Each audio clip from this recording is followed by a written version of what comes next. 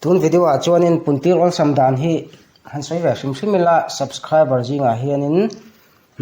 mathematics lampanga han tui lo le maths wanga high school po chuk lo tam tak kanom ta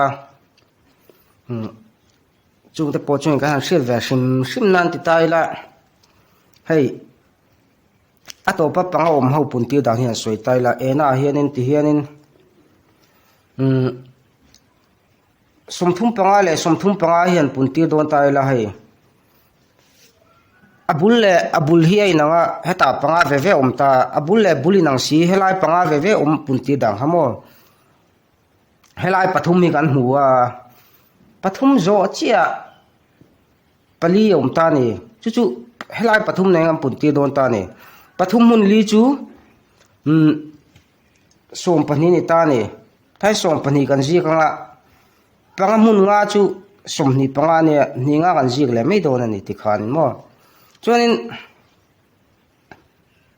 bi na hi kan ti dei chinanga mo ti hianin za som nga panga hio kan puntir venge heta hianin atopa hianin hei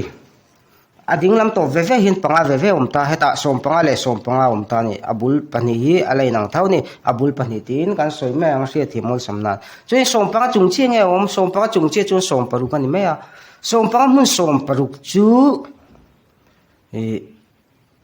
zani le somli ani ta ni tahin zani somli kan ji kanga chuanin ni ngai kan som lenga ni me a ni nga som zel tu ne tikhunin za som nga panga puntir chu singni sangli le somni panga ni le mai ta ni mo chuanin hei ti lengo hang ti le chinanga adang in ti veng comment na mo hei hi za somriat panga hi han ti le taila sompariat chungchia chunin enge om sompako ni me a chuanin sompariat mun sompako chu enge zathum somli pani ne tahin ni nga in belenga adigna ni le mai ni za somriat panga chu singthum le sangli le zani somni panga kha ani tamai ni mo ollu tu gani chuan hei ti le taila som panga di taila pakhat chunga pani ommo